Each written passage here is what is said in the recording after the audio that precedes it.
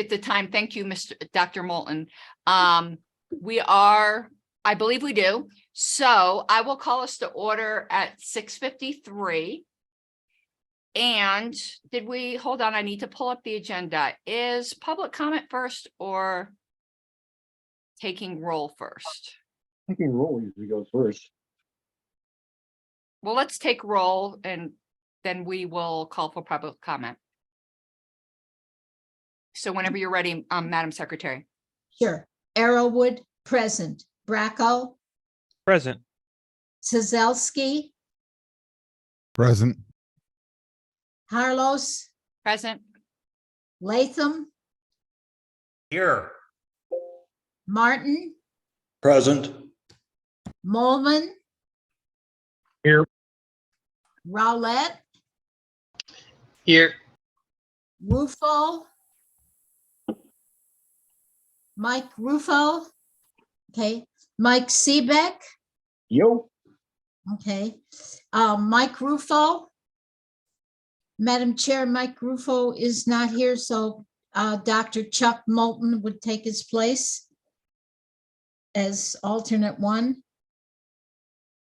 And so that makes how many voting people? 10. We have Okay, perfect. And I think we have some other alternates here if you'd like to call their names, because I see Mr. Logan. all right. Chuck Moulton, Well, we know he's here. right, Present. okay. Tomaso, Roberson, Deal, Roots, Logan, Here. Rogers. I'm here. All right, I'll call again. Tomaso. Okay. Roberson. Deal. Roots. Madam Chair, we have Data Logan and Dean Rogers, number 6 and 7, alternates present. All right, thank you. And give me 1 second. I need to minimize some screens, but while I'm doing that, I do see some members of the public, and I see Jean Trusper here for the first time. At least I Oh. think so. Is there any public comment? And that would also include committee members who have things that aren't explicitly on the agenda, but have something they'd like to get off their chest. I've got one. Go ahead, Mr. Seebeck. Yeah, we've got a party member here in Alabama, formerly of California, named Jason Ganella, who's got a GoFundMe out. He's asking for some help. His son, right in the middle of getting ready for his senior prom and graduation, got nailed with a bad case of appendicitis, and they're having a little bit of tightness trying to make their medical bills to pay for the hospital bill. You're gonna GoFundMe out there. If you guys spread the word around to try to get some donations for him, it'd be greatly appreciated. If you have the link, could you stick it in chat? I'll see what I can do on that. Hey, thank you. And I didn't hit record. One moment, and we will. 1 second. I wish somebody had reminded me, but it's my fault. I'm looking for the record button though. Where is it? It says you're recording. Oh, perfect then. I guess I must have hit it automatically. And I did say before the meeting called to order to encourage everyone to submit a convention theme. You can do a joke one if you like, but you don't get your money back and it will not be seriously considered, but it is a donation to the party. But if you have a serious one, I mean, it is kind of important that we have a good theme. So if you're a creative person and do have one that would be acceptable and not obscene, we would really appreciate it, and we would appreciate the donation as well. Anyone else for public comment?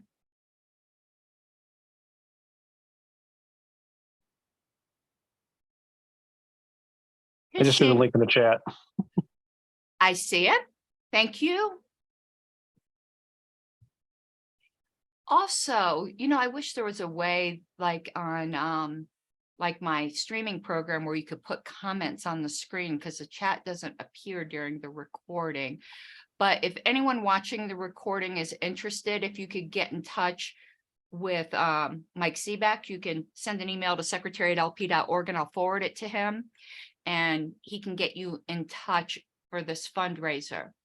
All right, we're now on to approval of the minutes from previous meetings, and we have the minutes from April 20th, which was also the town hall with the very brief meeting, and May 4th. There were suggested edits online. Our secretary did all of the suggested edits.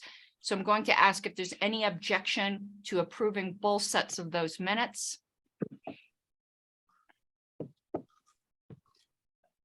Hearing no objection, those will be approved. I thought I just saw a message scroll across my screen. I want to make sure nobody's trying to get into. No, I just got a text on help us choose the perfect theme for the donation. Okay, we are back to the never-ending story of the ad notice requirements. So is my screen being shown? Yep. Okay, perfect.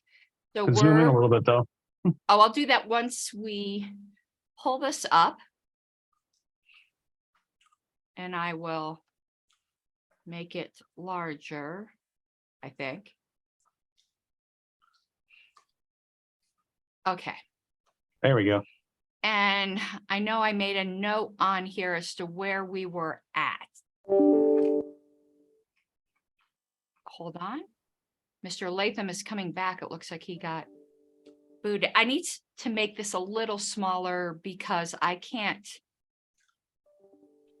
Mr. Latham notes he's logged in twice for technical reasons. Okay. Here is where we were at. There was an amendment where Mr. Bracco, and I think Mr. Bracco I was. withdraw Okay. my appeal. Okay. So we're taking that out.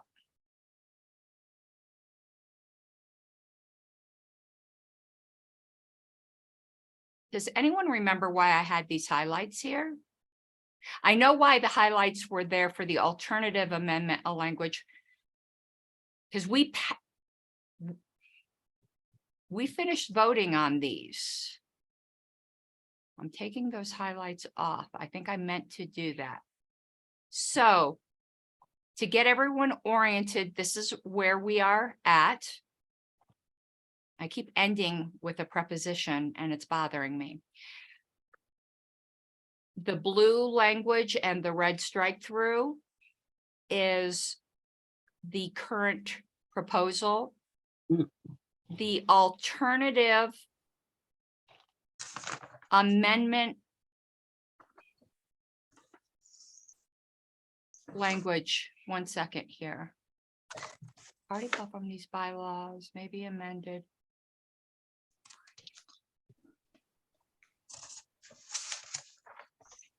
The Madam Chair. alternative amendment a language is in the event that we do not change a deletion from a deletion of a platform plank to a 2/3.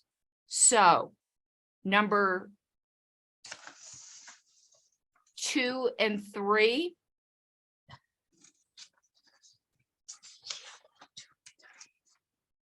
is some alternative amendment language.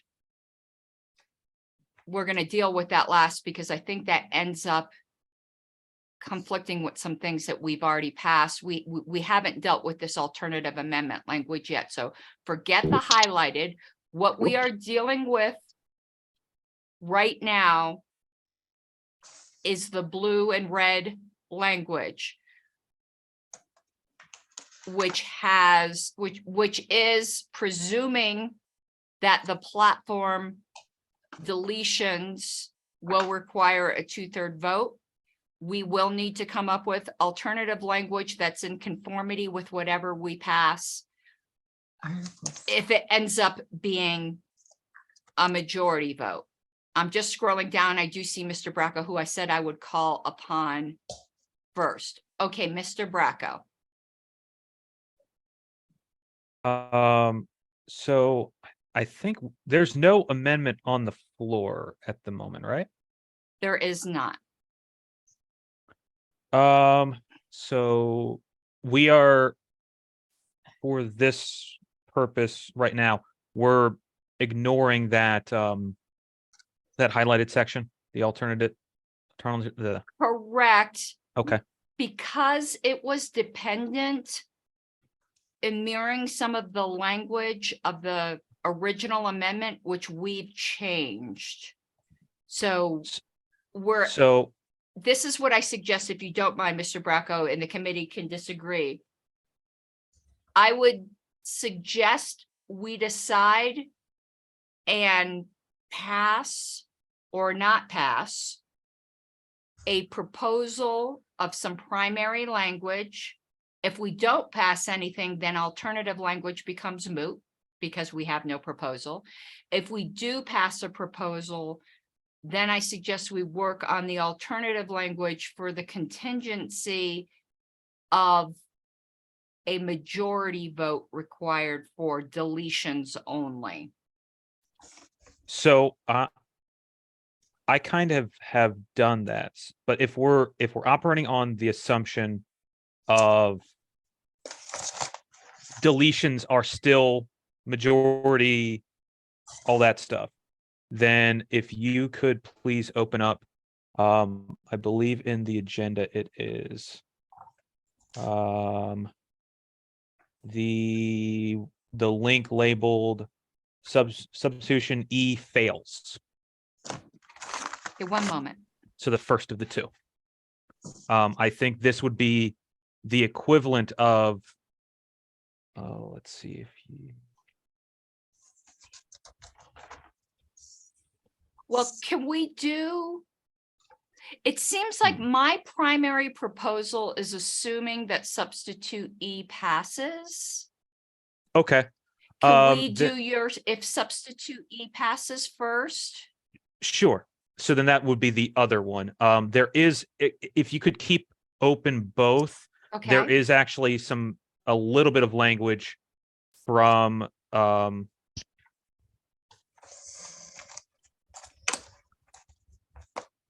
I know we were also talking about the token system. yes, I think that's really the difference here.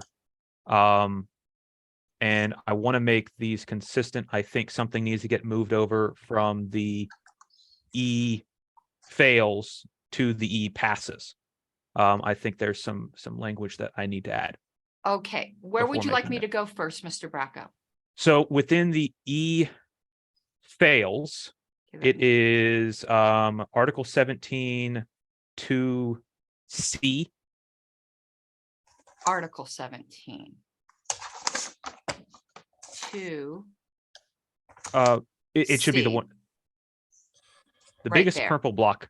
Yes, So after that first sentence, so not the first sentence, the one that starts with the convention rules, all the way down through threshold. If you could copy that, and I think it would need to go somewhere over in proposal or in the other one as well, because that's the like. so are you suggesting putting I recall this? you had suggest Go ahead, Mr. Bracco. so that you had suggested adding that language to authorize the token rules. And in either of these proposals from me, the token rules are maintained. So in order to authorize the token rules in the other proposal as well, I'd like to make sure that this language is included. Okay, so over here, If you want to make it 2C, just like as a standalone, I think that's okay if we want to edit that specifics, didn't but it copy? I didn't copy it. Hold on. Thought I hit Control C, but apparently I didn't. Think I did, and sometimes Google doesn't want to do that. It's still not wanting to do that. Paste. I know, let's try to, See, I'm totally not.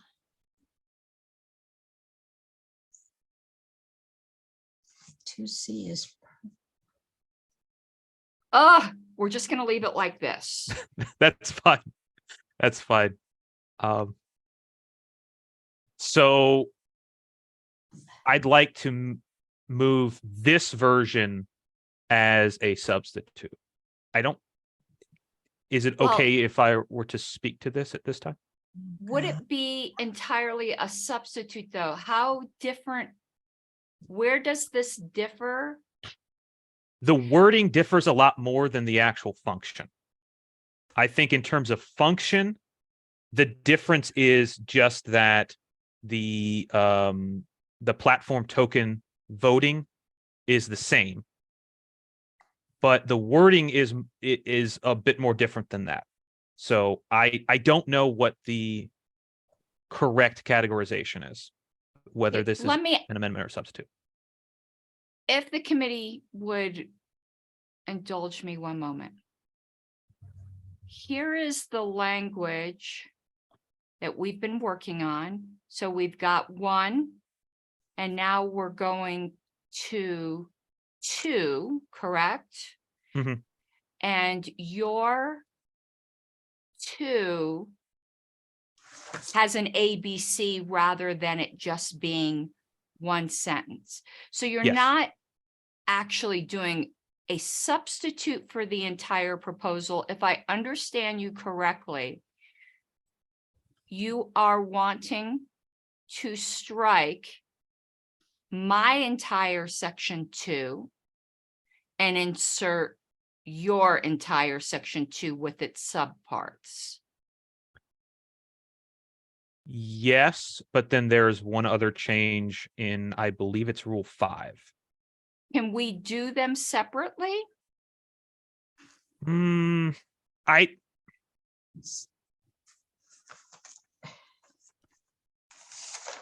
maybe. I guess. Well, let's look I at guess. your, I let's look guess at it your just Rule says 5. it can. one more. My Rule 5 is just you have Rule 5 1 and all the subsections struck out, which is the tokens, and this doesn't. So it is putting in authorization in the bylaws to do the tokens and then unstriking it. So I guess I don't see I guess you your could- Rule uh, 5. it's further down. It's just that, so all I have is striking 5.5 because I believe 5.5 is speaking I- to platform Author- amendments, which is no longer relevant. You're striking this too. The addition that you're also striking 5.1 Okay, and I all think the I parts of it. understand. So what I am understanding then, your motion will be to strike all of my 2 and insert your 2 with its 3 subsections A, B, Mhm. C. And also, Unstrike. right, to strike 5.1 my and all- strikes. You would be Yes. striking my strikes of Rule 5, And except for that last section of 5. that one's You that want one to is remain strike. We agree on Yes. that. Yes. Okay. So So- let me get this on the screen. You had asked if this can be in 2 different parts. I think that it could theoretically, It shouldn't, now that you've explained it. because I don't like 2 doesn't require there to be a convention rule that does this. It just authorizes it. So But you theoretically, it doesn't really make sense. Right, yeah, to we're do gonna it. do it at once. If yours passes, we're gonna want to keep in 5. I mean, that's, I think, pretty obvious. If someone wants to move to divide, they can. So I'm trying to think of how I'm gonna do this. I am going to put this in pink. You're moving to strike all of this. That's in pink. Mhm. And insert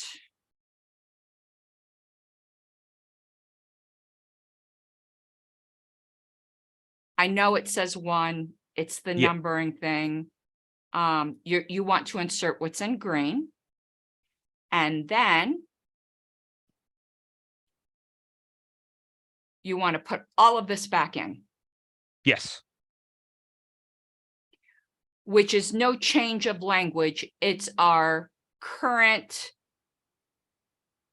platform deletion program. Now, some people might ask, this still mentions 5 and all of that, because remember, when we consider these proposals, we have to consider them as they're written in the bylaws.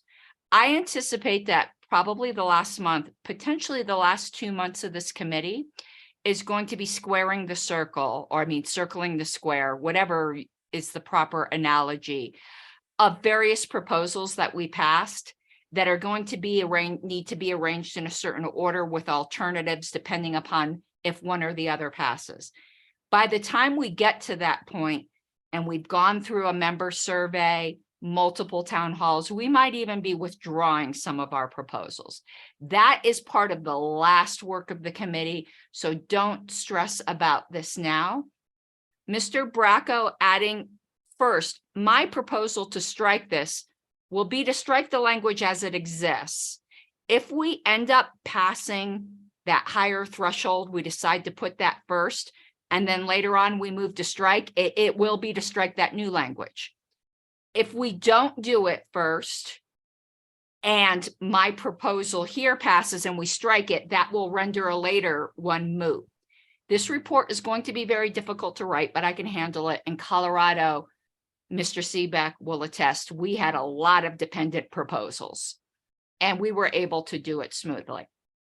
So Mr. Bracco, if you could speak to your amendment, please. Sure. So in terms of striking the token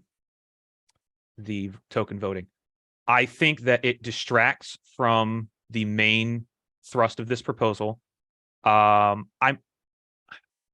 I'm a little bit ambivalent to the change itself. I just think that this is already a complex proposal, and I think that by adding, oh, let's do this other thing here too, that is not actually, at least in my opinion, not very related to notice, I think it just makes it a harder sell. And it's already, I think, going to be at least a hard to explain proposal. So I think that if we're going to do a striking of the rules, that it should be its own proposal to not sort of bog this one down. That's really my reasoning. Thank you, Mr. Bracco. I will say, I don't object to the change. I understand Mr. Bracco's reasoning. With notice, I think it kind of makes the token process moot, but I think his probably will be less controversial in a future bylaws committee could get rid of the token process, or someone can move it from the floor as well if we get past that initial 8 or 10 minutes. I keep forgetting what that is. Point of information. Mr. Seebeck.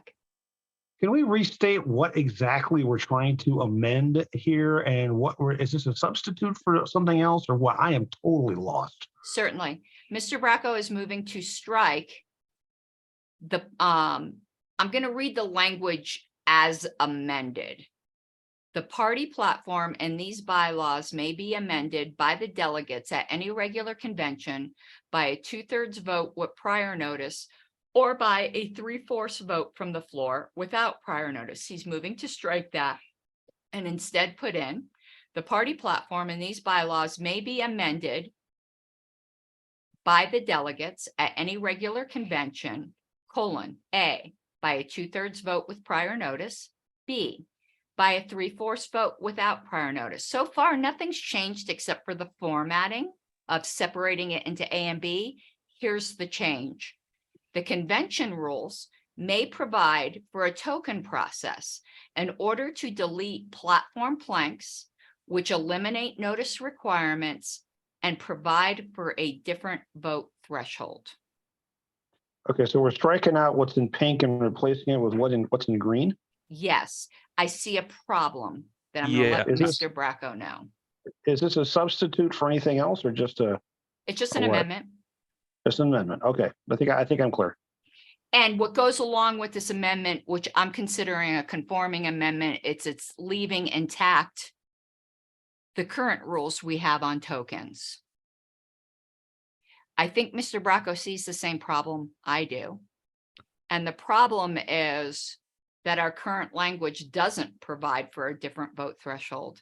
And unless we do that, this will be defective. And I also think, So with I- that in mind, could I amend the amendment? Because I think this Yes. is just the danger of copying and pasting it. It made sense in the other one, but not here. So at the end of that C, if you could, I'd like to strike and provide for a different vote threshold. Just end it. Eliminate notice requirements, period. That's the amendment that I'm looking to do. so it would be a 2/3 threshold. Or a majority if for some reason that other thing doesn't pass.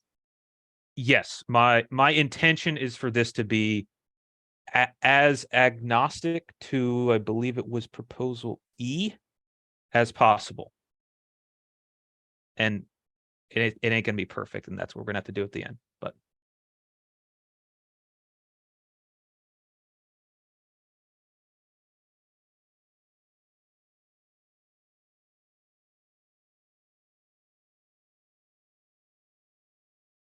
I see another problem. We will deal with it after we deal with this. I'm gonna let you know what it is in case anyone else sees it and announce my intention to try to deal with it after we deal with this. When it says the token process may eliminate notice requirements, it's ambiguous. It seems to think if we have that rule, it eliminates all notice requirements, not just notice requirements for the token process. I don't think that's necessarily the most reasonable interpretation, but I do think it is a interpretation.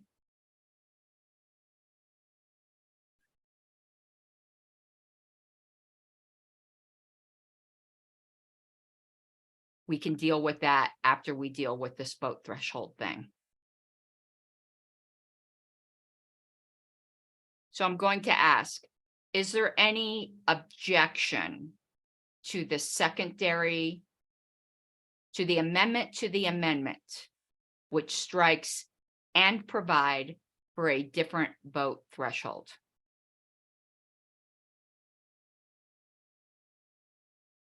Seeing none, that passes.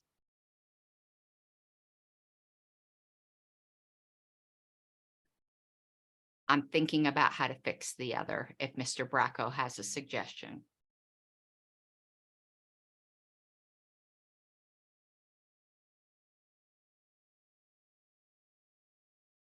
And that may eliminate notice requirements. I think it does. I think your intent is that it will eliminate. So that may, I think, is a problem as well. well, this is just authorizing the rules. I'm putting in that maybe it does need to change a bit to say we do eliminate notice requirements.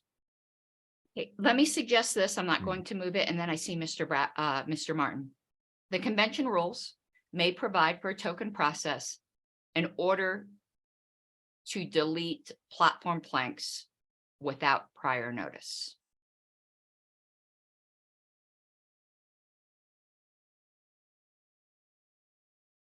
I think it makes it clear that it's just dealing with deletions and the token process. Though maybe it could be clearer. It's possible that someone can argue that it's for any deletion. But I think it's better, but let's see what Mr. Martin has to say and Mr. Latham has to say. Thank you, Madam Chair. So I just have a question here. Who sets the convention rules? The convention rules are standing, so they carry over from convention to convention. So the delegates do, they pass standing rules, requires a 2/3 vote to amend the standing rules. And Got they it. Thank you. carry over. Mr. Latham, So the word in order, some consider that throat clearing. And just in checking, it appears in 2 other spots in our bylaws and rules. So we might want to look at those. But I just wonder if the sponsor wants to keep that or just remove in order. So we just read a token process to delete platform planks. What was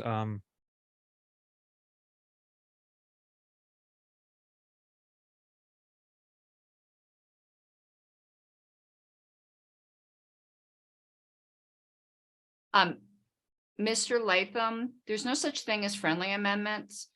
So if that's an amendment you wish to make, it doesn't matter what Mr. Bracco thinks about it. All right. Can I make that amendment? You certainly can. I'll make that amendment. So Mr. Latham is moving to delete in order,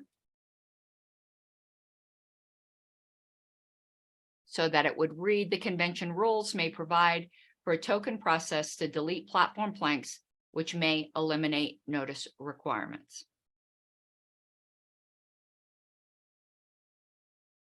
Is there any objection to that amendment?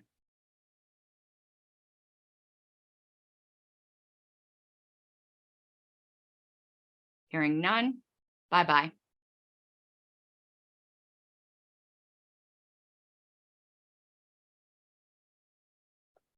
Mr. Bracco, so what was the my suggested language yes, ma'am.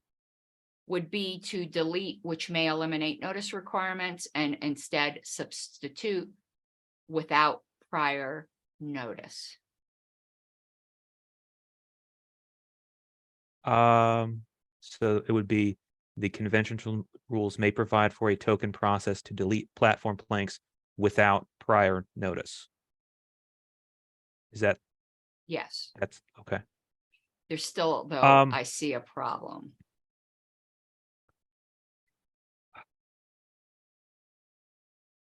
We would have Yeah, I to, think that's better.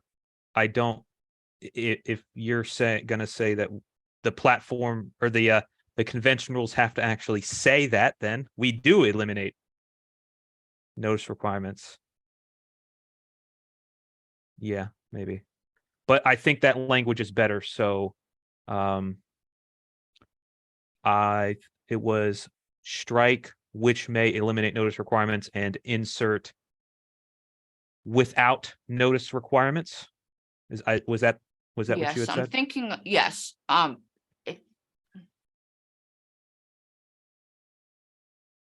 yes.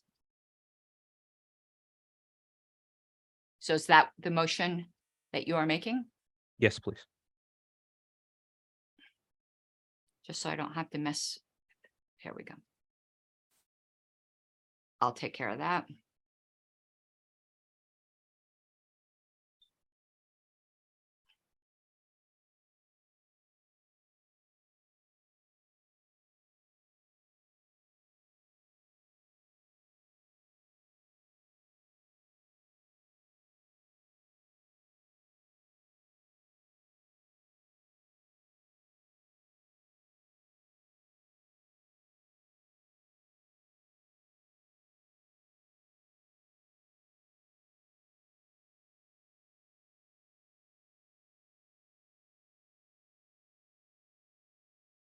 Even though I think you and I are being very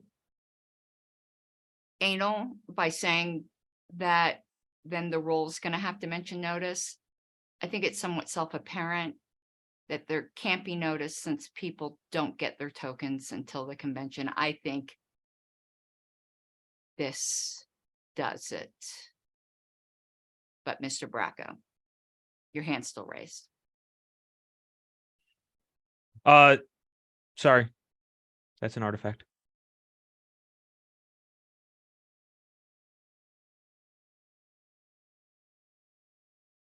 I think that this has been spoken to enough.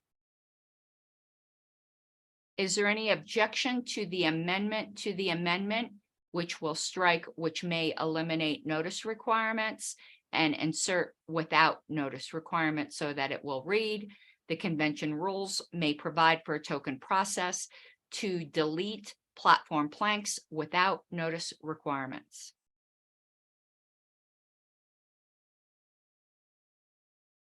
Hearing no objection, that passes.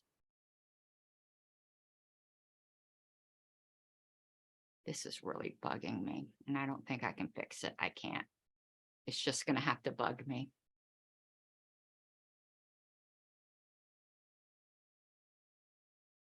Okay, is there any further debate on Mr. Bracco's amendment, which, to be clear, will strike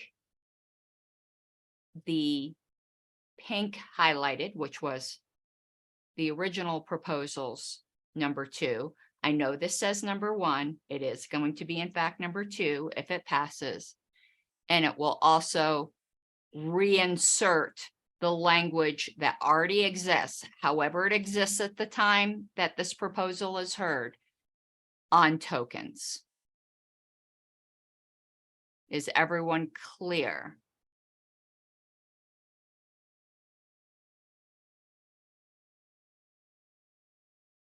Is there any objection to this?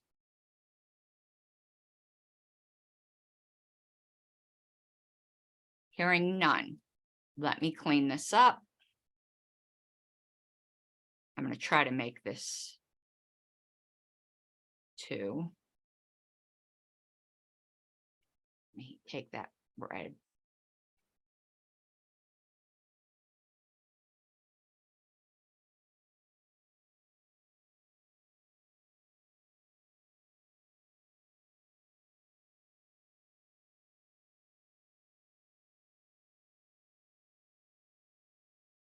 Close enough. And then this will all stay in. Actually, there's no need to even have this on the screen because we're just deleting number 5. I mean, yeah.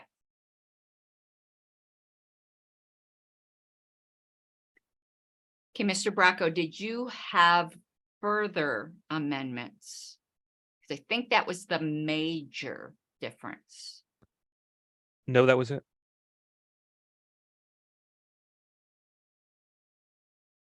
So what I'm going to suggest to the committee at this time, let me take this green out. Take this purple out and make it blue.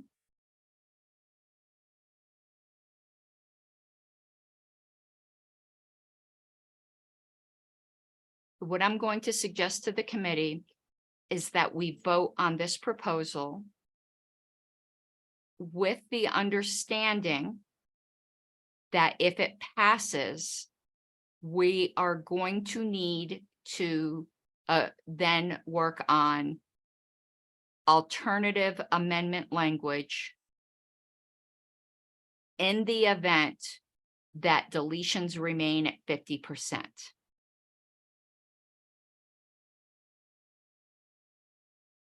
We have some language in here. We could use it, we could not use it. So if everyone's agreeable to that process, because there's no point in even thinking about alternative language if this proposal doesn't pass. So first, I'm going to ask, is there any objection to this proposal? Oh, will you just state it again for clarity? Certainly. I think I'm going to read it out loud because it's been a couple meetings. Please follow along because I'm going to read it as it would read if passed.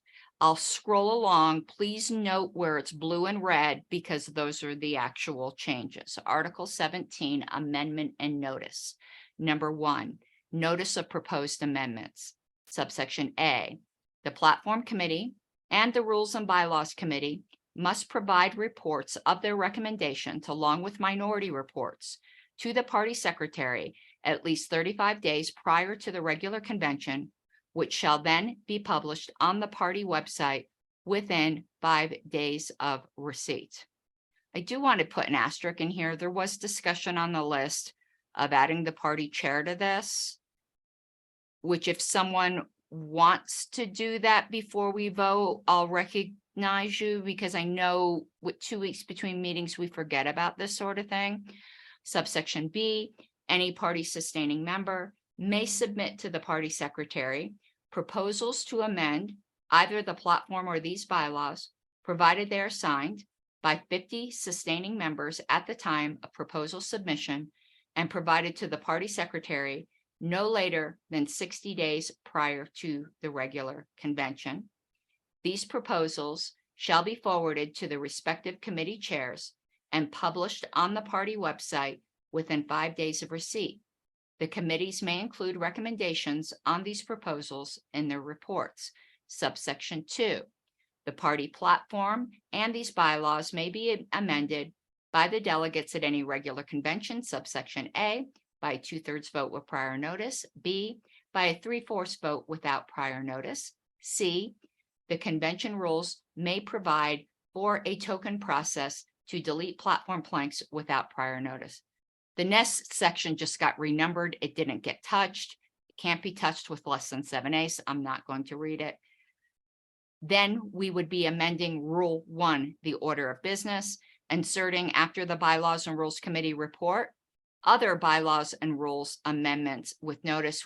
I am going to capitalize that to make it. No, actually, it's not because one's the title of a committee. If you guys want to do that, you can. And then after the platform committee report, other platform amendments with notice. It will delete from Rule 5. After all committee recommendations have received initial consideration, any delegate may propose amendments to the bylaws and rules or platform with some time limits. Then it provides rules for members submitted. It'd be Rule 6, debating and voting, members submitted amendment proposals with notice, bylaws and rules, platform. I believe these numbers are supposed to be 1, 2, and 3, and it turned out to be 4, 5, and 6 because of weird numbering. Members submitted proposals shall be heard, beginning with the proposal with the greatest number of sustaining member signatures and continue in descending order. A, sustaining members may sign on to member proposals after they have been submitted, provided that no signature shall be accepted after the convention has been called to order. 5, the member who submitted the proposal or their designee may take up to 2 minutes to state and explain the proposal. 6, the convention chair shall then open the proposal to debate without amendment for a period of up to 10 minutes before bringing the matter to a vote. A, if the recommendation fails, the convention chair shall inquire if any amendments are proposed from the floor. B, if there are such proposals, the convention chair shall request a vote on whether to consider amendments and with majority approval may consider amendments for a period of up to 10 minutes. Mr. Latham. Yeah, just thank you for reading through that. So I did see at the top, of this. Thank you. I would just like to move an amendment to strike the word party from before secretary there in A, and I think it occurs twice in B, and maybe a couple times in B, because I just think it's excessive. I get that we can use that term of art once at the beginning, but after that, I think we know we're talking about the party secretary. I think we know we're talking about party sustaining members. So I would just move to strike the word party from where it occurs. I see 1, 2, 3, 4 occurrences. Party website, I think we can leave alone. Did you wish to speak to this? Yeah, I just think it's excessive use of party, and I'm just trying to lose some words that we don't need.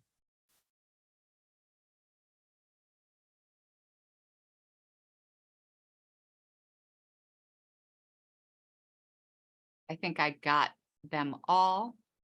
There's one on B, party sustaining member. It's right after B, just any sustaining member. There you go. That's it. That's the amendment. I may wish to speak against this. I do want to pull up our current bylaws first, because I do think the phrase party secretary is used consistently. I do agree there's some redundancy, but our style manual emphasizes consistency over technical correctness. I think you are correct with sustaining member. I don't think the term party sustaining member appears, but yeah, affiliate parties has party secretary under Article 5.2. That's the only other spot, though. Let me go back to the proposal. Yeah, and I was noticing that and thought there was an excessive one in the existing bylaws that we may have to deal with later. I am moving to divide this question to deal first with striking party before sustaining member, and second to deal with striking party before secretary. They are unrelated changes. I do believe they're divisible upon the demand of one member.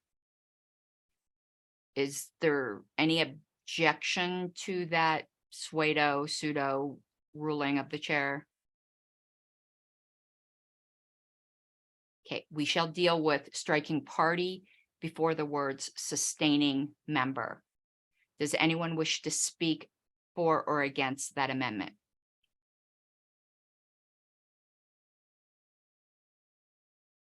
Is there any objection to that amendment? Seeing none, the word party will be struck before the word sustaining member. Now we're dealing with striking before secretary, the word party. Mr. Bracco, I saw your hand go up and then go down. I think you had said that you wanted to speak against this. I do, so but I'll get in line. Okay. Yeah, I'd like to speak against only because we use it before. And there is a slight ambiguity because the convention, the party secretary is supposed to be the convention secretary, but isn't always. I want to make it clear we're talking about the party secretary, even if the party secretary has announced in advance that they're not going to be able to be at the convention and will not be the convention secretary. I do think it adds meaning, even though it adds words, and we use the phrase party secretary elsewhere. Mr. Bracco. I guess technically this would be counted as speaking in favor of it, but I do want to point out that within the bylaws, Article 8, Section 3, it just says secretary. It does say at the party headquarters, so perhaps not so ambiguous. Article 10, Section 4B, it just says secretary twice, actually. Well, that's convention secretary. And actually that electronic mail ballots that you were bringing up, it doesn't say, it neither says, it just says the chair or secretary. It doesn't say the party chair or the party secretary. That's Article 13. So there's precedent for both. I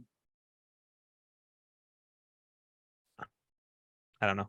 I'd actually probably be in favor of clarity, but to be fair, there is precedent for both, and I just wanted to point that out. Mr. Latham? Yeah, so I'm doing a search term on the bylaws and rules, and I only just find that one occurrence of party secretary in Article 5.2, the very last sentence. So I'm wondering if, and this is a question, do we have the most current bylaws and rules on the party website? Because I'm noticing that version, it's from 2020. Did we not touch bylaws and rules at the 2022 convention?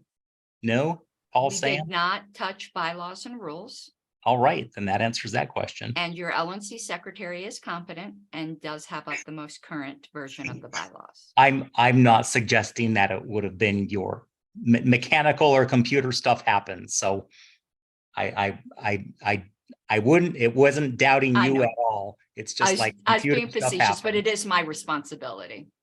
Right. So that just kind of threw me a bit. I think that's unusual that we never touch bylaws and rules in a convention. But in any event, Don't trigger me. nah, I only see Yeah. one occurrence, and now this, if we pass this, we're going to now have 3 more occurrences, and that just it seems excessive to me. We define the term once, and then we all, I think, know. I also don't recall a convention secretary. I mean, I gather maybe that has happened in the past, but Up in last convention, that's different than the regular party secretary. my removal was voided. I was the party secretary. I moved to suspend the rules to declare Mr. Wilford the convention secretary in honor of his service. I'll verify that. I was there. Okay, no, and I was there too, but if you look at these proposals, this wouldn't have affected that. So I think that's a scenario that doesn't really touch upon this proposal. So like I said, I just think it's excessive. I'm gonna speak one more time against. I can't say this happened with convention, but in going back through history, I talked to Joe Dean about this. There was some really weird situation that happened. I know Steve, I could even pull up the minutes where the party secretary didn't do any of the minutes. It was strange. John Fulmero, I think, was the secretary, but Joe Dean did all the minutes. And it isn't that he was absent. I don't know what happened then, but it just seems it's not entirely unusual. The reason why, even though I do see Mr. Bracco's point that actually there's more precedent to not use the word party. However, in those other circumstances, I think it's crystal clear. I actually think it doesn't really belong in the one that I quoted. I think it's unnecessary there, to be honest with you. But when you're dealing with the convention, where it's not unusual in organizations, whether or not it's happened before with the LP, for the convention secretary to be different. You notice in our rules, it says convention chair, and it doesn't just say chair. I'm thinking it's worded that way because we've had party chairs. We had it in 2020. Nick was still the party chair. He wasn't the convention chair though. Because this is dealing specifically with issues in which there can be an ambiguity of 2 different secretaries, I'm still against it. Even though Mr. Bracco and Mr. Latham's points are very well taken, I'm going to make a suggestion. The committee can, in its report, the party secretary has authority to make stylistic changes to the bylaws, provided no meaning is changed, and the LNC does have to prove it, has to approve it. So it's in public. I suggest we add a recommendation in our report citing all of these various rules and asking the party secretary and the LNC to take a look and smooth this out. I know delegates get annoyed with things that are perceived to be merely grammatical or stylistic. I wish we had a style committee. I know Mr. Seebeck's probably silently clapping. But what we do have is the Just secretary, on and I mute, clapping on mute. I have, as LNC secretary, made stylistic changes to the bylaws. I've added the Oxford comma. I see one though I've missed that I'm probably going to be suggesting again, because we use the Chicago manual, which does recommend the Oxford comma. But that's all I'm going to say. Mr. Bracco, then Mr. Molman. So I would actually like to point out a few things, and I guess this would then be speaking in favor of it. So there are some ambiguities that I think are even more important than this that are in the current bylaws. The one that draws my attention the most is Article 10, Section 4B. Secretary is used twice. There is no specification that it is the party secretary, and that subsection is also referencing the 10.4b. Is also referencing that, like, the secretary is talking with affiliate parties which have their own secretary.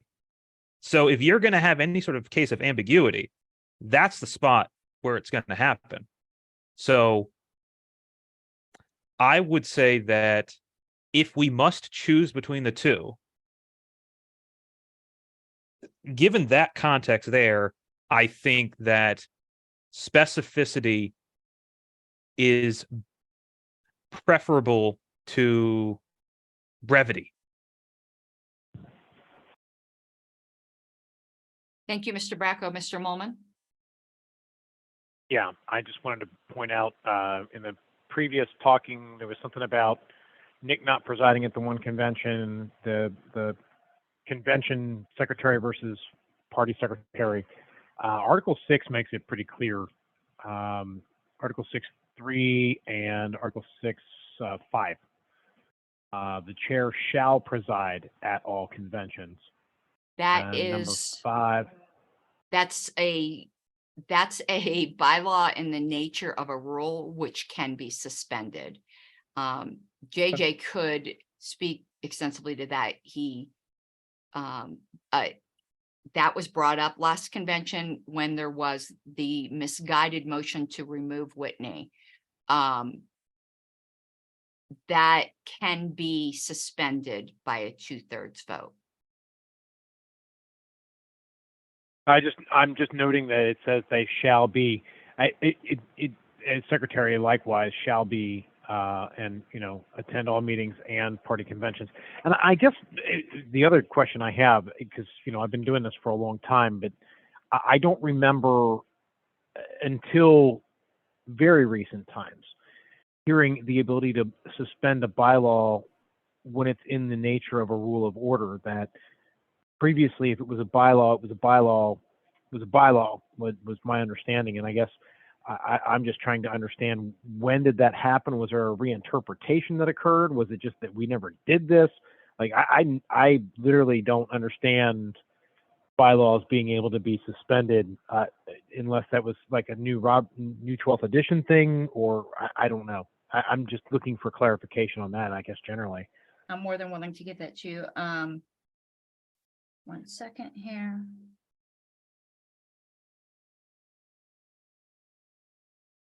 It's not a new Roberts thing, by the way. It's been there, and Alicia has used this before. Rules of order and bylaws. So Roberts 220.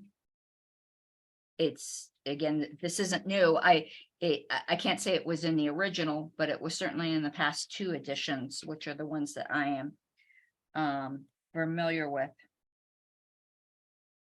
And I guess my follow-up to that, just in general, then would be, what if the body wanted to codify those specific things? Would they have to say this is not suspendable Yes. in after each of those items? So you would have to put this is not suspendable at the end of each of those, Yes.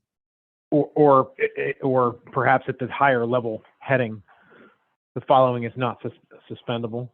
Yes. Okay. Which is something I recommended to Mr. Latham on a proposal that he has. I think it would be extremely inadvisable if, does the committee have an objection to hearing from Mr. Jacobs?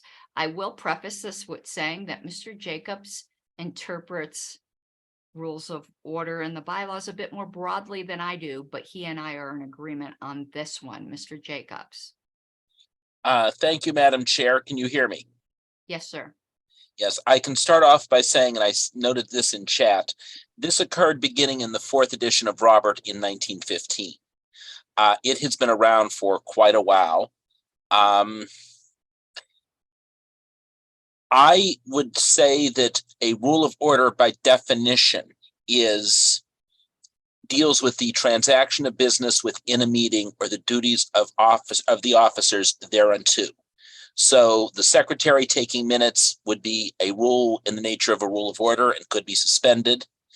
The chair could be or the chair presiding over a meeting would be a rule in the nature of a rule of order and could be suspended.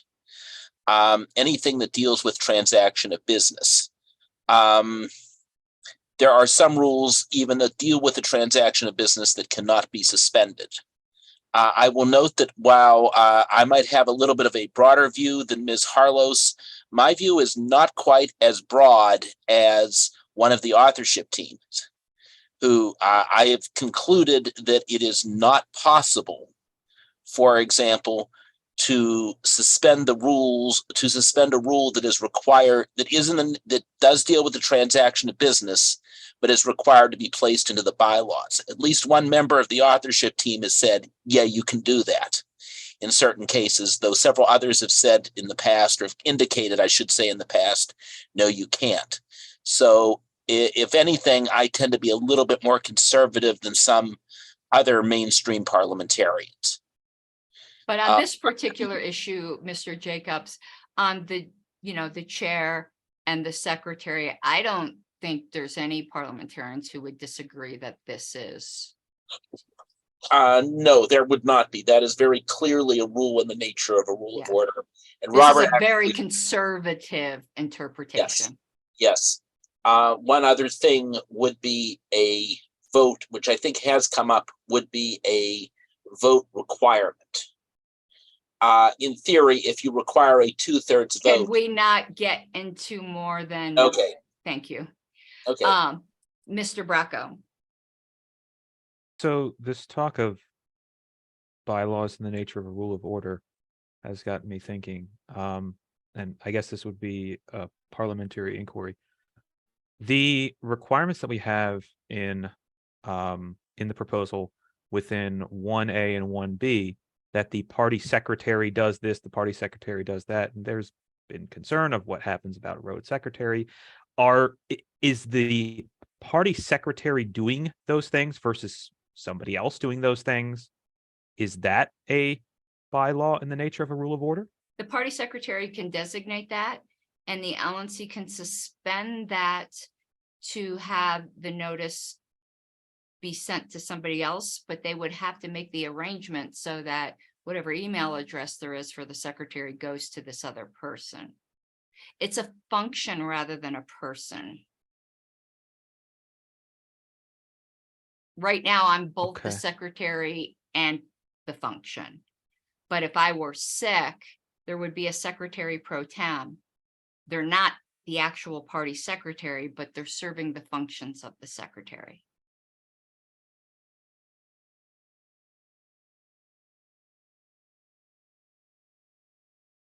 So we're getting a bit far afield of the amendment. And the amendment is to strike the word party before the word secretary.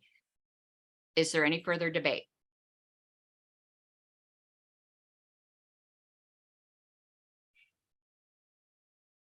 There is objection since I objected. I think I might be the only one, but I'm not sure. Sometimes I'm surprised. Ms. Arrowood, if you would please take a vote on this. And to be clear, what we are voting on is striking the word party before the word secretary in our new proposal, section 1A and 1B.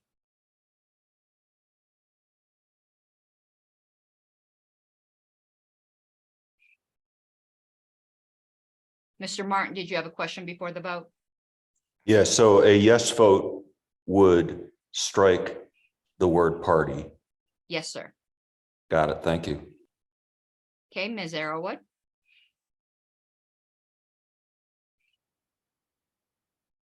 You're muted, Ms. Arrowood. Sorry. Arrowwood, I vote no. Bracco, No. Sizelski, No. Latham, Yes. okay, Martin, No. Molman, Don't really care. I'm going to say yes. okay. Rowlett,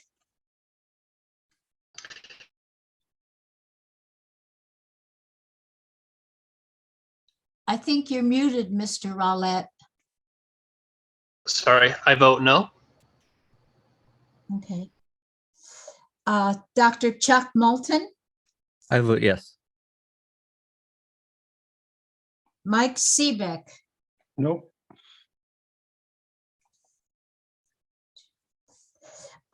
Madam Chair, do you care to vote? Are we missing a vote? We have 9 votes and you would be 10. 1, 2, 3, 4, 5, 6. I will not make a difference in this vote, so I will not be voting. All right. So the proposal fails. Yes. We're back to the main motion.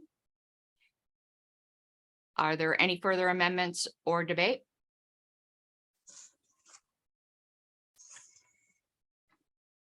Mr. Molman?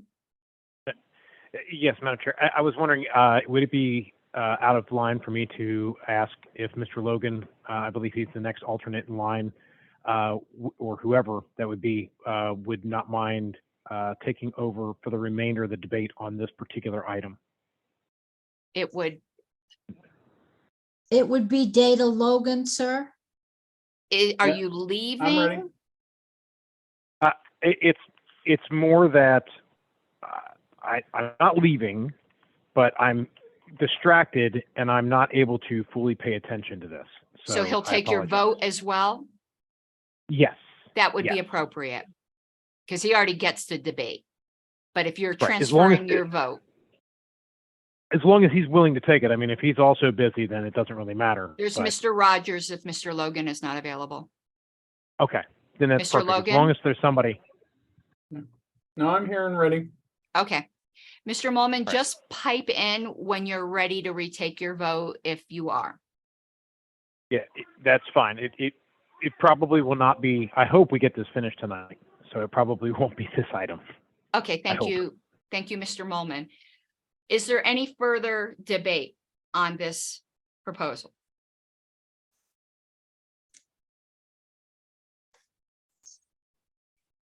I'm gonna ask for a roll call on this. Okay. Arrowwood, Point of order. Point of order, yes, who Sure. called one? That was me. Could we state the question just to make sure we're clear? Okay, it is to adopt that language I had just read, that I don't mind reading again, but I had read, and then Mr. Latham had made those several amendments to strike the word party, one of which passed and the other which did not. So it is to adopt this lengthy part on notice requirements, but it does retain the token because we did pass that at Mr. Bracco's amendments on the token. Okay, thank you. Okay, Ms. Arrowwood, whenever you're ready. all right. Arrowwood, I'm going to vote no. Bracco, Yes. Sizelski, Yes. Latham, No. Martin, Yes. Data Logan, Yes. all right. Tom Rowlett, Yes. Dr. Chuck Moulton, No. Mike Seebeck, I want to abstain. all right. Madam Chair, would you care to vote? What's the totals, please? 5 yes, 3 no, and 1 abstain. I will not be voting because it will not make a difference. All right. Okay, So, now that this is passed, we had agreed we would deal with alternative language, which is dependent upon E passing or being heard later. The only part that is affected by this is Article 17(2).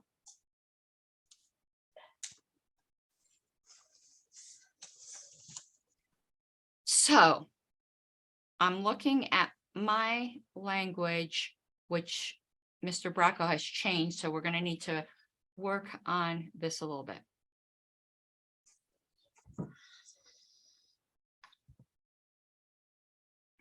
Oof.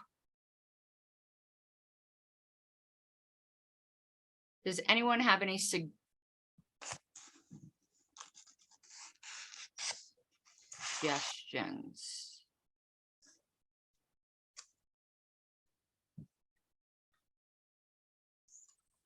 So this is attempting to solve the what if E fails problem. Yes. Okay, I do have a suggestion. I have to work it out a little bit in my head, and I do see Dr. Moulton. With the alternative language to be, we're going to have to break up the party platform and bylaws, which is in my alternative language. So I think number 2 in my alternative language is good, but number 3 needs to conform to the amendments we made to number 3. So what I think would have to happen is that, let me take number 2 here. 2 would go in here. It would take out reference to the bylaws. And it would talk about the amendment. Then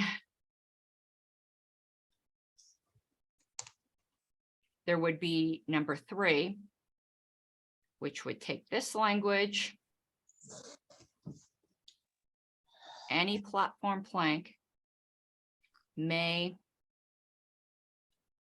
be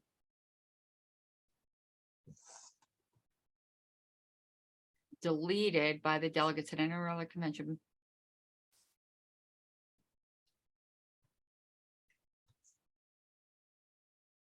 huh, And I think it would need to mirror this language. You have a double may where your cursor's been hanging out. Okay, thank you. And I think it would need to mirror the language above. Hold on, let me just preserve that. we're talking about 3 now.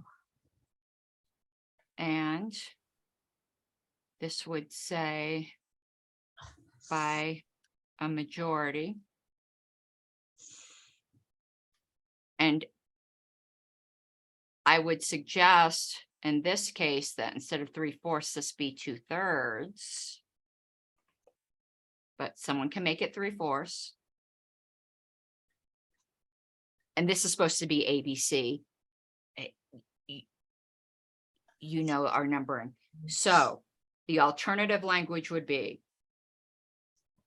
these bylaws may be amended by the delegates at any regular convention by 2/3 vote with notice, or by a 3/4 vote from the floor without prior notice. Number 2, or 3, this would be 3. It's my numbering. The party platform may be amended by the delegates at any regular convention, A, by a 2/3 vote with prior notice, B, by a 3/4 vote without prior notice kind of makes a weird conjunct, but we'll deal with that. Or 3, any platform plank may be deleted's on there twice. By the delegates. At any regular convention, by any convention, there should be a colon.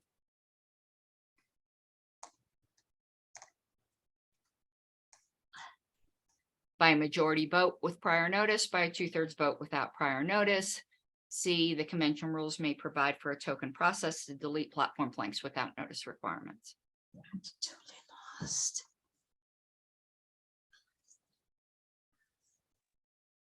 So I had put some in the chat.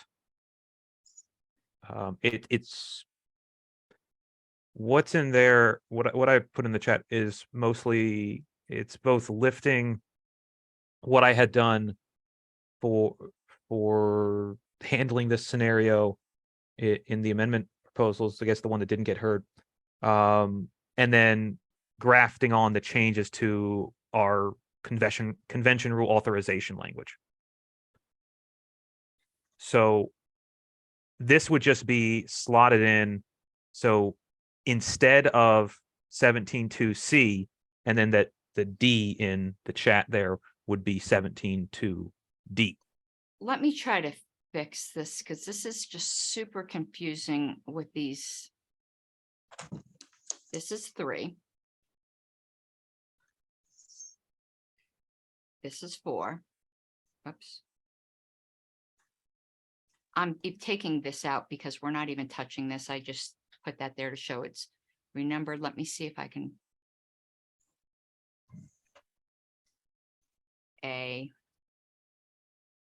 Even though B, oh shit, or just, I'm sorry, it's the numbering.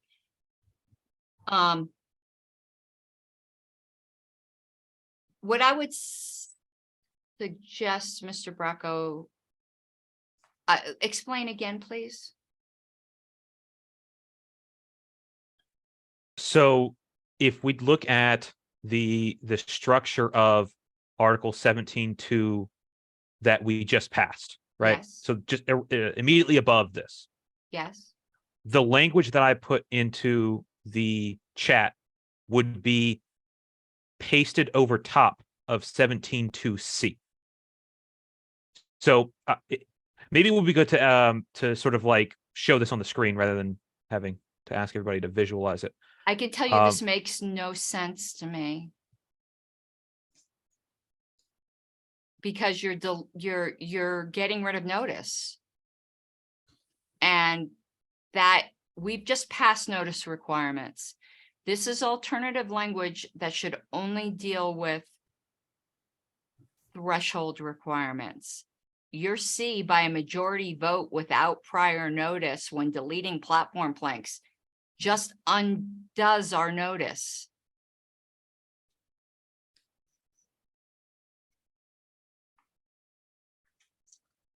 Do you understand what I'm saying? Not Well, I'm going to really. put this on the screen. We're not going to make it part of this proposal yet, because I want to show you what I mean. You are suggesting changing C to word this and then adding a D. But you're saying by a majority vote without prior notice when deleting platform planks. But we already just passed a proposal that requires notice for all platform amendments. You're now getting rid of notice just because the threshold might not have passed an E.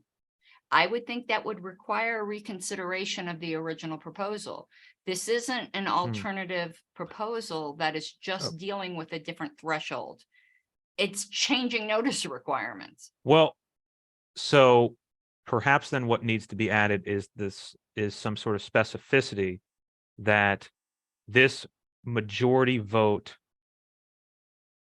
it applies only to the process specified in the convention rules, and perhaps I could use some assistance in workshopping that language, but that's my intention. But that's not my intention in an alternative. Because proposal right now, our platform requires a majority vote to delete and a 2/3 vote to amend. Mhm, We've all just agreed we need notice requirements. mhm. However, we don't know yet what the thresholds are going to be for platform.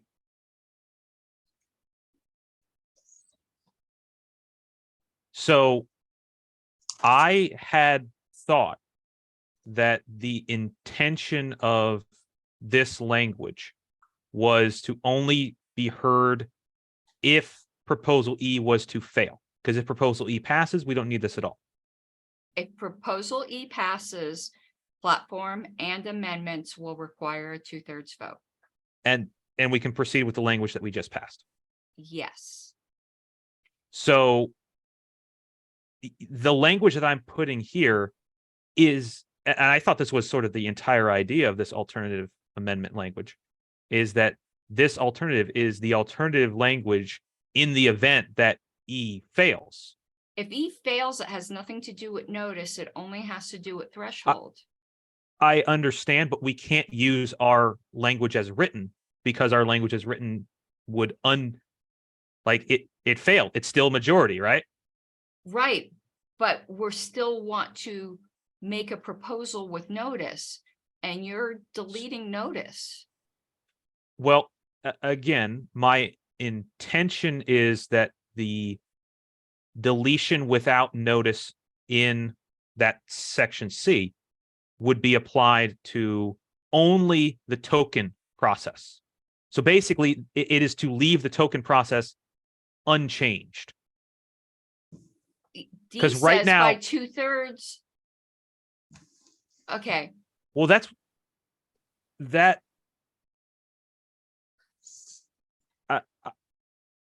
okay,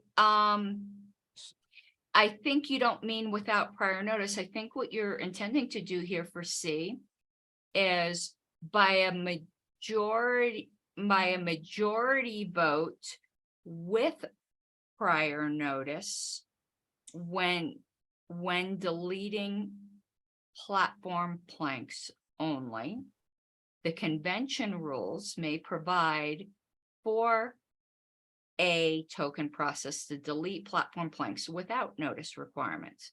D. And that's not contradictory. No, So then the effect of that would be if it goes through the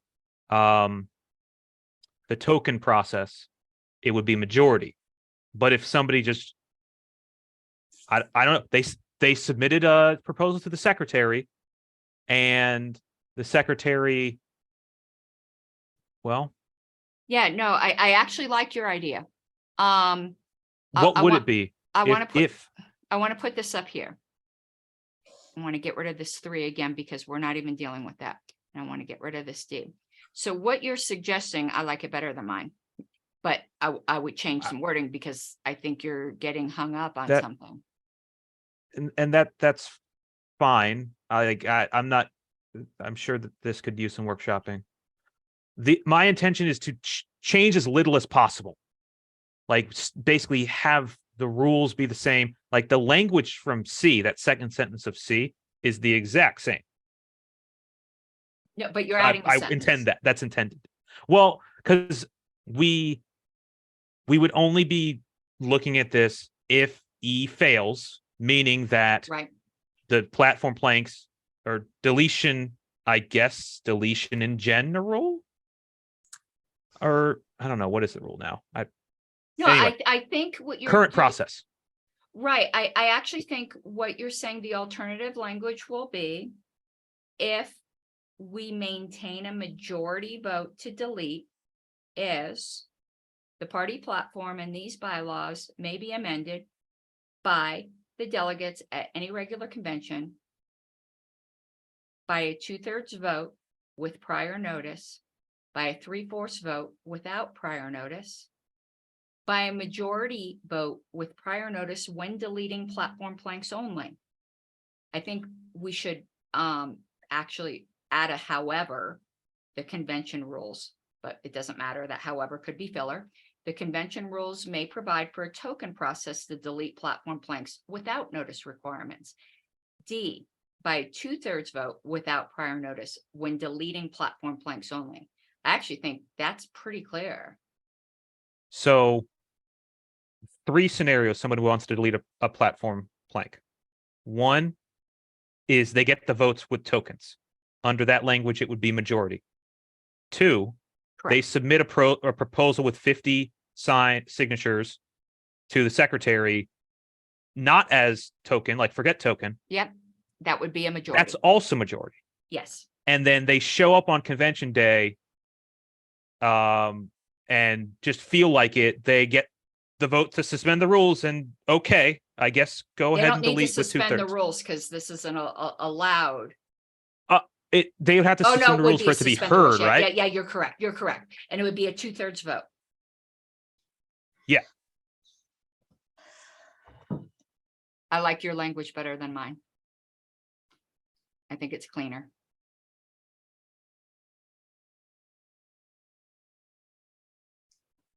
So no, nothing's been moved. Would you like to move that alternative language? So I think that if we want to clarify, it would like that alternative language would be striking the existing 17 to C. I think it's made clear by making it C here, but I'll Okay. make that clear. And this is depending on proposal E. Now, I saw Mr. Roulette had his hand raised, then he got booted out of the room. I had to let him back in. Did you mean to have your hand raised, Mr. Roulette?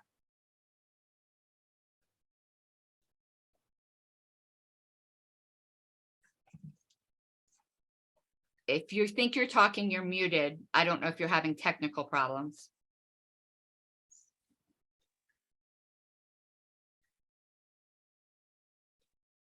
Well, I don't see him. So, Mr. Bracco? Just sort of a request here.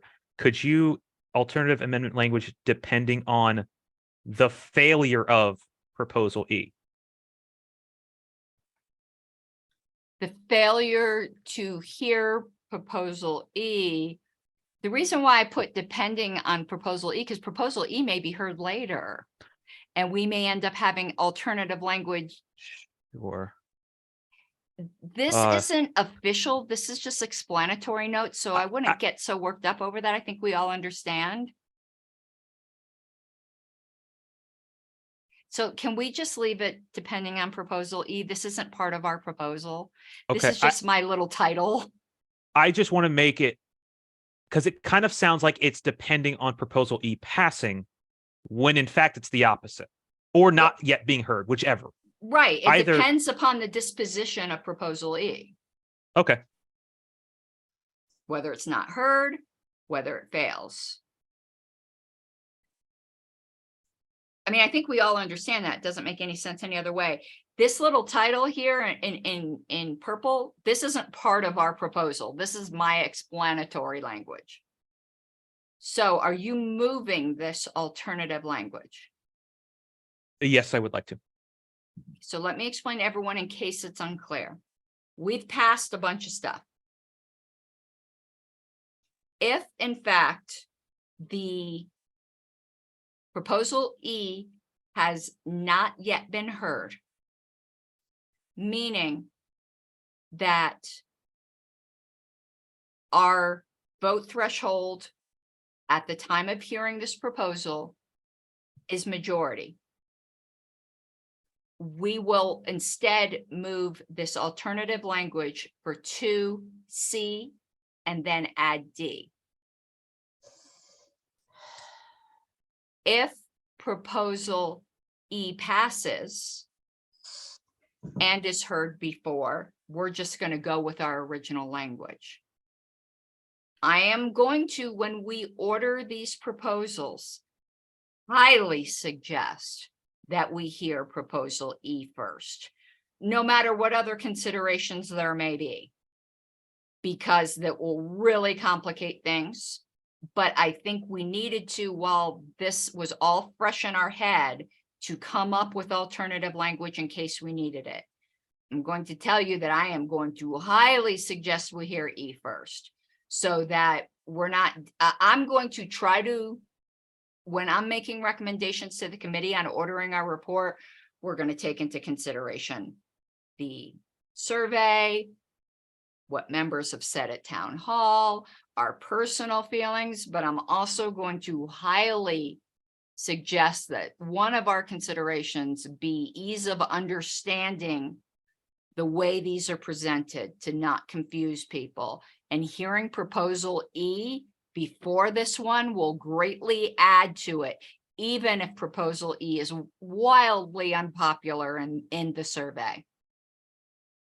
But that's going to be up for the committee to decide. So this is alternative language, all depending on either proposal E failing or not being heard. And that's all we're voting on. We already passed the rest of it. Are there any questions?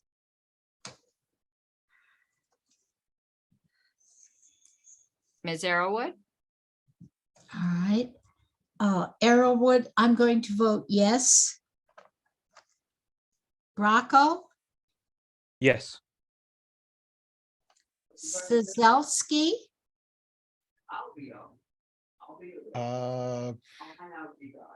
Pass. pass, all right. Rob Latham, Yes. Frank Martin, Yes. Data Logan, Yes. all right. Tom Rowlett,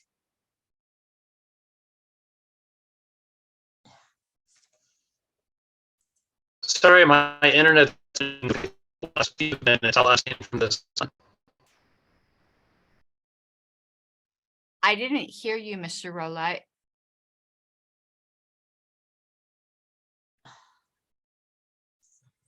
Can you hear me No, it's very broken. Can you type in chat? now? No, it's breaking up. It's max headroom. It's choppy. Could you skip Mr. Rolette, continue with the vote? We'll give him a chance Sure. to type in chat. okay. Dr. Chuck Moulton, I vote yes. all right. Mike Seebeck, Yes. all right. Nicholas Sazelsky, Yes. all right. Tom Rowlett, He abstained in chat. oh, he abstained, okay. Madam Chair, do you care to Can vote? you hear me now? Oh, I Yes. can't. Yes, we can. Okay. Are you still, I'm assuming you're still abstaining? Cool. My I'll vote still will- abstain. Yes. Thank you. Oh, okay. My vote will not make a difference, so this passes. So we are moving on to what Mr. Latham has long been waiting for, I think. Multiple proposals Mr. Latham has been long waiting for. Amend bylaws 10.7, allow electronic voting. Let me go get out of these. I've got a bunch of screens up here. Let me pull this up. We're on proposal P.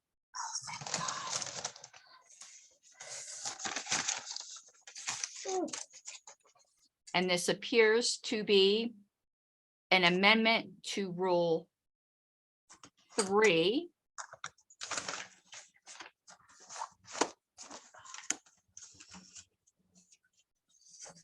I'm going to ask the committee one moment for their indulgence. We need a proviso to that last proposal. It should have been included, and it should be the same proviso that's here. And I am wondering if the committee, because we don't want to, we can't have notice, like we'll all of a sudden make platform irrelevant and the rest of our proposals are relevant if we pass what we just passed at convention without a proviso. So before we get to Mr. Latham's proposal, I move to add a proviso to proposal O that states these amendments shall not take effect until the final adjournment of the convention at which they are adopted. Is there any objection to that proviso to O? I don't see it. It's the same that's on the screen for P, except for I pluralized instead of this amendment. I made it these amendments because it deals with multiple sections. Could you read that again? These amendments shall not, These amendments shall take effect upon the final adjournment of the convention at which they are adopted. okay, sorry. When we write our report, I'm asking everyone to keep in mind if there's any provisos we're going to need to pass that we just somehow neglected, let's make sure we do that. Because bylaws take effect immediately. Now I'm going to turn the floor over to Mr. Latham for his proposal.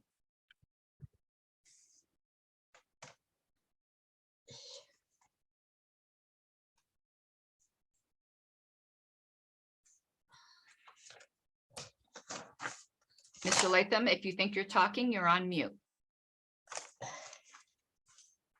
Thank you, Madam Chair. And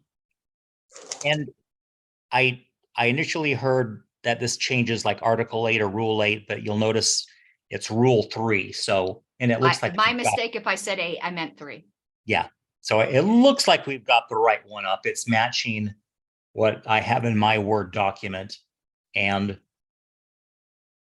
again, so though this, we've got kind of some dated language in our rules about using computer readable ballots. And this language, you know, basically authorizes the use of electronic voting systems to supersede manual tabulation, and that language in the existing rules. Having said that, so because I share some concerns with others about electronic voting systems and the transparency about them, essentially what this would do, and I think the kicker is really to look at the bottom, is if 20 or more convention delegates object and they want to count, then we can do a count. But the way this process at least is intended to work is that there will be basically printed ballots that folks will use. It'll be basically their receipt, and we can have basically a verified count for those elections that we decide to use this electronic voting system for. So it kind of baby steps us toward using electronic voting systems more, but does not fully adopt it in the online virtual OPA vote sense. And this is actually, I borrowed language pretty much from the year 2010 when we submitted this, although I added that language at the end, again, for this call for a recount. And I think I mentioned in our discussion on this, I would even join in that recount. So that's it. Be happy to entertain any questions if folks have them. Excuse me, Dr. Moulton. Yeah, I like this proposal in general. I do not like the 4 that was added there. If we are going to have a manual tabulation procedure, the threshold should be much higher than 20 delegates. 20 delegates are going to do this for every single vote. So this completely, I mean, this makes electronic voting not really electronic voting, and it will make electronic voting take more time rather than less time. So it makes the whole thing useless. I think a reasonable threshold that would make this much less likely to happen every single vote would be something like 100 delegates or a higher number like that. I think even 50 would be too low. You want people to do this if they think there's some sort of shenanigans, not because they just don't like electronic voting or are suspicious of leadership or processes, which libertarians are inherently suspicious. So yeah, that's my problem with this. Mr. Molman? Hello, and for the record, I'm back. So Okay. I remember I was at the 2010 convention, St. Louis Gateway to Liberty. And I remember why this failed. And it was because the LNC got to choose the form of the voting.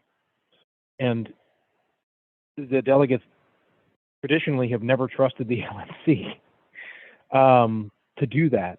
And so I understand that the ability to call for a recount is the check and balance on it.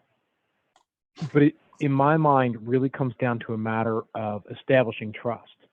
Because as Dr. Moulton pointed out, you will always have what I call the nitwit brigade. 20 people at every convention is the nitwit brigade. I mean, there's always at least 20 members of that call for division on every damn thing and try to just drag the business just grind it to a halt. And we've seen that at multiple conventions. And so I guess my point on it is that if we can establish some trust up front by ensuring that there's checks and balances on the mechanisms that are chosen, then the backside of it, which is the, calling for a recount or whatever, the threshold can be much, much higher because there's trust established up front so that there's less distrust during the tally. And that's just kind of my general feeling on the whole thing, that if we have a system that somehow has a body outside of the LNC that says, yeah, that looks like a legit system, in addition to the LNC saying it looks like a legit system, that will help build trust. And I personally would suggest that the threshold for objections, while we have this numeric stuff built in all over everywhere else, it's a percentage thing, right? Let's say we have a convention with 100 people that show up. We haven't had one that low in a very long time, but if we did, 20 people is not 20% of the body. Or, as Dr. Moulton brought up, 100 people would be 100% of the body. Now, I don't think we would get that low, but at the same time, it really has to be a substantive thing, right? Like if 5% of the body wants a recount, but the vote was like, and we had this in California at the last convention I went there, where there was one person that objected to the vote. That was the person who lost by however many people were there, -1 to 1. He was the only person who voted for himself and then tried to protest the results. And there has to be a mechanism where it could substantively change the outcome, right? That there's enough doubt, because, if it's 85 to 15, even if the count's off by a couple of votes, so what? Like, I mean, it's nice to have it technically correct, but you're not going to substantively change the outcome. So those are my thoughts generally on all the voting stuff. And I'll yield back or whatever, but I just, like I said, that's just my thoughts on all of it generally. Thank you. Dr. Moulton, did you intend to keep your hand up?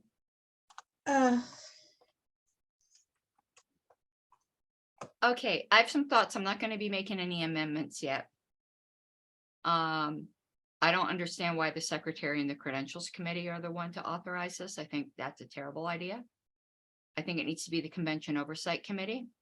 I think there needs to be a requirement in here of a notice to the delegates that what the system will be. Like, so that, perhaps training ahead of time. The credentials committee is completely irrelevant to this. I have no idea why the credentials committee is in there.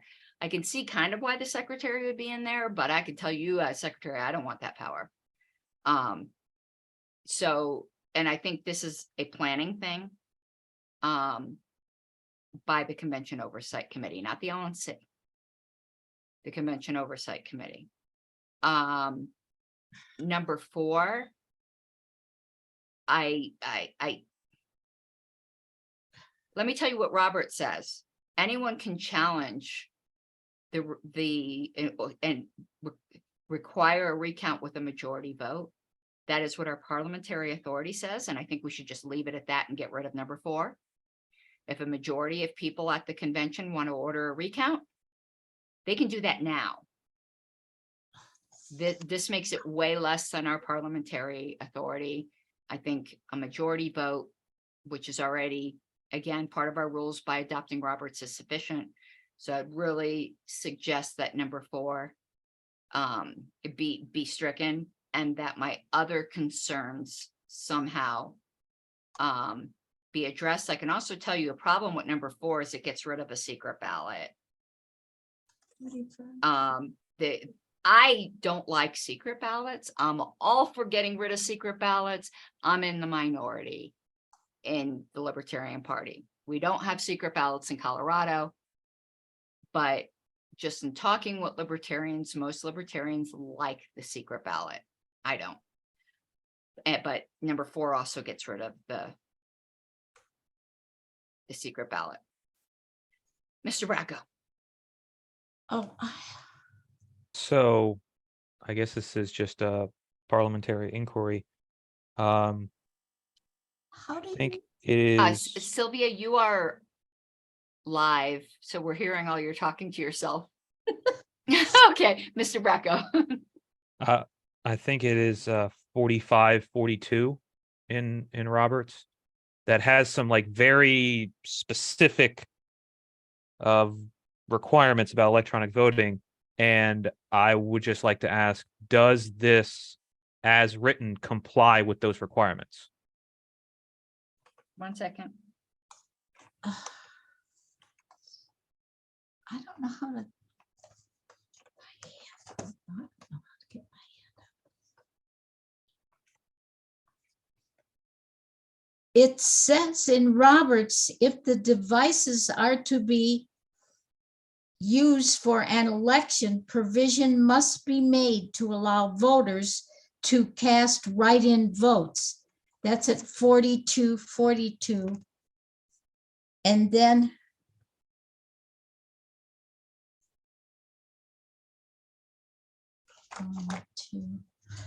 and then at 4555, it says changes of votes after the result has been announced by the chair on the allegation of machine error are not entertained.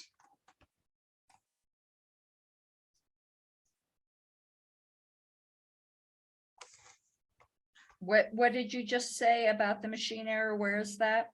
That's at 4555. About the middle of the paragraph. 1 second.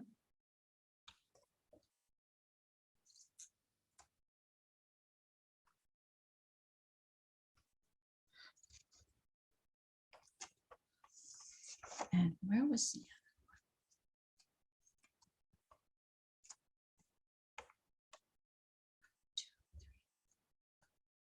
It's about, starts at the 8th line. I know, I see it. You don't need to, yeah. Oh, okay.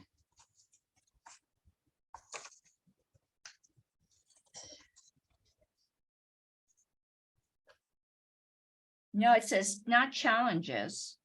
It says changes. Change Votes. votes after the result has been announced by the chair on the allegation of machine error are Yeah, not. we weren't talking about changes, though. We were talking about challenges. So Okay. it does say there's a presumption of technical mechanical accuracy And I interpret this changes of votes as just one or two people saying, it screwed up my vote, I want to change my vote. I don't think that prevents 45-41, a recount may be ordered by the voting body by a majority vote. I don't think it precludes that. I think what it's precluding is a few obstinate delegates from trying to change their vote because, oh, the voting machine screwed up. We're talking about challenges now, not changing votes. Without, with a secret ballot, how would you even know? Because like, this seems to be like assuming you can go, oh, find my name on the list. Oh, wait, but it was wrong. I voted for somebody else. We have a secret ballot right now and people can challenge. But I guess on this one of like the machine got it wrong for me as an individual. You can't. Yeah, that's what I'm saying. There's a couldn't even know. presumption that for any individual voter that the machine has it correct. And notice here, it still has the tallies by state delegation, which is what we do now. Because the fact is, people tend to know how their delegation voted, particularly the smaller delegations. You know, there was some that happened with my election in 2020 because part of it was electronic. That was a weird ass convention where there were some reversals of numbers, or the dark horse candidate got like the majority of the votes and everyone's like, no, that's not right. You know, so I understand this to be that there will still be a display of subtotals by state delegation, just like there is now.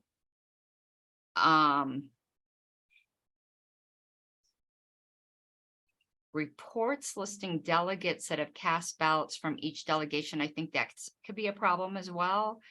People have the right on a ballot vote just not to turn in a ballot, and I'm not so sure we can call them out for that. Of course, they could just turn in a blank ballot, but Mr. Latham.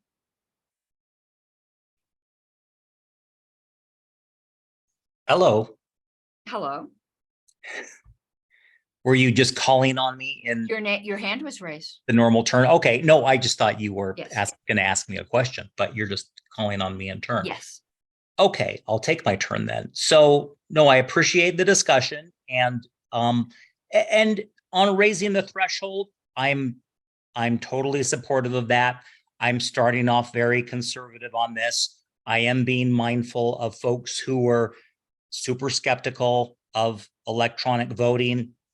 And, you know, on that trust part, in my mind, I guess this proposal again starts conservatively because how are we going to establish that trust?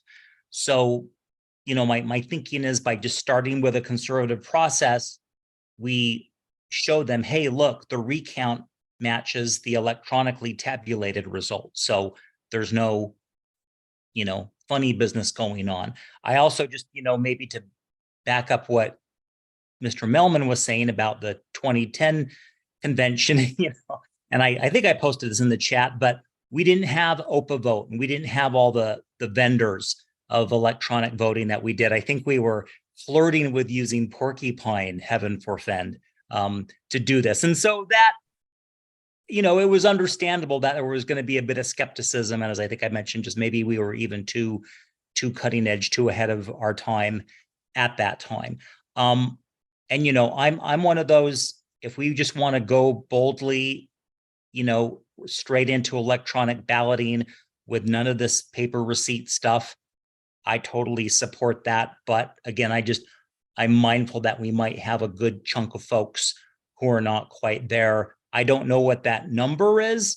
And, you know, is it less than 100? Yeah, maybe. Or do we want to have 10% who are just super angry at the way we're using electronic voting? Maybe it won't be that high. I don't know. So on the form of voting, that's, and the percentage, I'm willing to up that. And I also like the idea of making it a percentage if we want to do, 10% or whatnot. Secretary and credentials. I had that question. I think I put it in the thing in the discussion online as well. I think someone responded just like, that's who would need it. So when we're administering balloting, the credentials committee would somehow be administering that. I'm not so sure. It could be the secretary and the tellers instead of the credentials committee. The convention oversight committee, I don't know enough about their work. I've never been on that committee to know for sure. I know in the past, electronic voting systems hasn't really been a focus of convention oversights committee. So I wonder if they're the right fit for that. Again, I'm open to discussion, but I would say if we wanted to get it away from secretary and credentials, or credentials committee, I think secretary would maybe be a better fit. But again, I'm keeping an open mind here. On notice, it needs a notice requirement to delegates. I just want to know what that would look like and what our authority is to require that. Is that a must-have or is that just a nice to have? On training, I don't know if that's something that we would want to put in a rule. So I'd want to hear more about that. The reason, by the way, that write-in language is in there because of that language from Roberts at 4542. And gosh, on the recount language, if again, the reason it's so low as it is to just kind of hopefully bring along skeptics of this. But if there's enough of us that are like, let's go forward. And if we got a majority under Roberts that wants to do a hand count or a recount, then we can do it that way. I'm fine with that. So I could be totally be on board with getting rid of 4.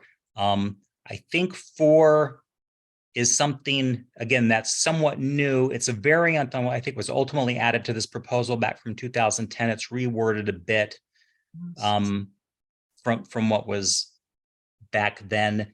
The secret ballot, I think it implicitly does kind of repeal the secret ballot just for the purpose of a recount. And I think our parliamentary authority lets us do that in this way, and this language would effectively do that.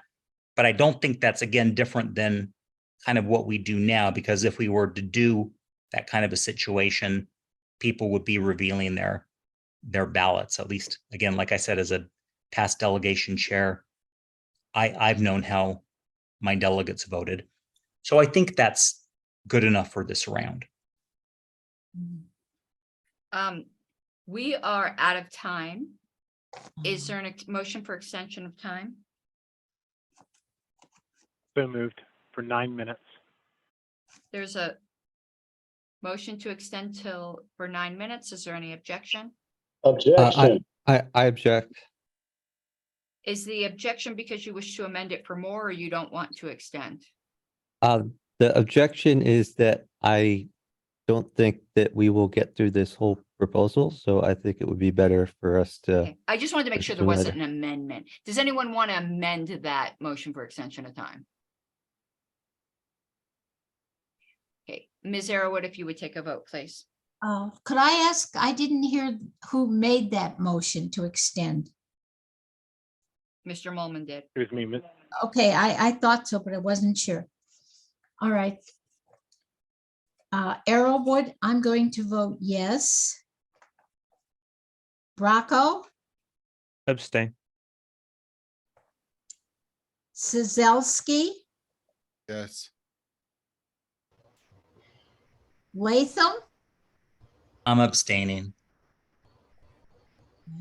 Martin, No.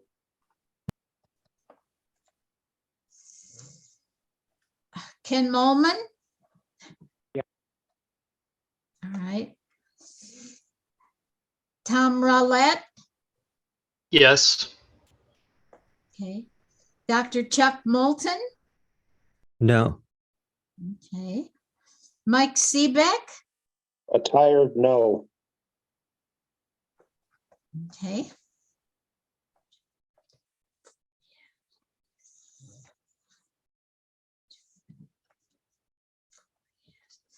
Madam Chair, do you care to vote? I need the totals, please. All right, we have 4 yes, 3 no, and at present, we have 2 abstains. My vote will not make a difference, so I will not vote. The motion does not pass, so we are going to be adjourned in one moment, as soon as I announce the next meeting time. I would suggest people Oh. workshop this. Mr. Right. Latham, it requires a 2/3 vote to extend time. Thank you. And even if I voted yes, it wouldn't be 2/3. Okay, so our next meeting will be June 1st. I would suggest we workshop this on the list, and whoever wants to hang out can hang out and discuss it for a few moments, because I see there's some people who still wanted to speak, but we are adjourned at 10:54 Eastern.